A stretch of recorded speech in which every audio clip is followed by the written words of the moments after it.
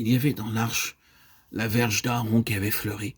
Il nous est dit dans Nombre chapitre 17 que la verge d'Aaron avait bourgeonné, fleuri et produit des amandes, et qu'elle resta telle qu'elle dans l'arche.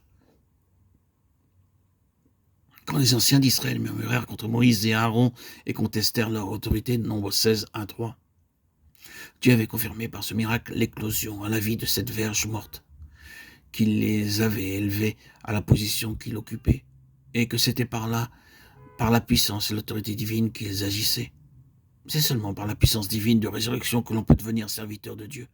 Beaucoup proclament avoir l'autorité divine pour leur travail, mais il n'y a aucun signe de fleurs d'amande. La verge dans l'arche avec ses fleurs et son fruit nous rappelle le genre de service que Dieu voulait.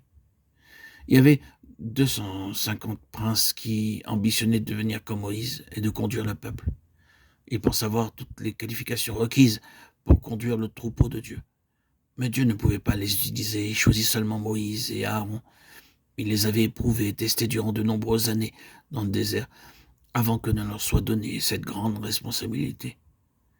Il en est ainsi avec tous les serviteurs de Dieu. Ils doivent être préparés au travers de durs labeurs dans l'expérience du désert jusqu'à ce qu'ils connaissent réellement la puissance de la résurrection dans leur vie. Quand tout au début nous venons à Dieu, nous sommes semblables à une verge ordinaire, sèche, et pendant longtemps, nous ne voyons que peu de fruits. Mais lorsque nous nous livrons entièrement entre ses mains et lui laissons le temps de travailler, nous entrons alors dans la nouvelle vie. Voici l'histoire d'un mendiant qui depuis de nombreuses années jouait du violon.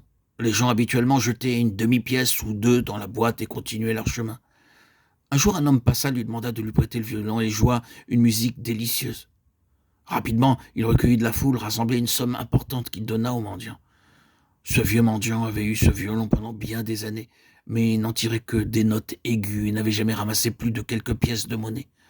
Lorsque le vrai musicien en joua, il rendit les belles et douces notes du maître. Lorsque vous placez votre vie entièrement dans les mains de Dieu et que vous êtes décidé à mourir à vous-même, alors la puissance de résurrection peut travailler en vous pour produire des fleurs et des amandes, un fruit éternel. C'est ici le message de la verge d'Aaron pour nous. Nous devons laisser le Seigneur s'établir en nous, gouverner nos vies, prendre possession de nous. Nous sommes sa propriété. Il prend nos fardeaux, nos responsabilités. Ah, si nous essayons une fois par jour, deux fois, un petit peu au commencement, à lui donner un peu de nous-mêmes, à renoncer à nos facultés, nos connaissances, notre propre savoir, toutes les facilités que nous avons sur d'autres, pour laisser la place au Seigneur. Ah, quel triomphe il y aura alors. Le Seigneur pourra s'établir. Renonçons à nous-mêmes, renonçons à vouloir diviser, à posséder, à diriger. Tout cela est de Satan, du diable. Dans les griffes, nous sommes maintenus. Le Seigneur veut s'établir en nous, que nous renoncions à notre être naturel, à notre moi charnel, au vieil homme, pour le laisser triompher en nous. C'est cela le message pour nous tous, frères et sœurs en Christ.